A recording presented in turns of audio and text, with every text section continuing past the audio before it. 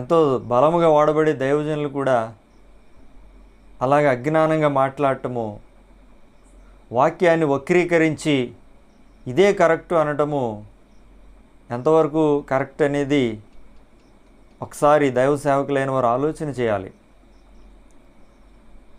ఒక దేవుని సేవకుడిగా ఇది నా హృదయ వేదన, నా బాధ.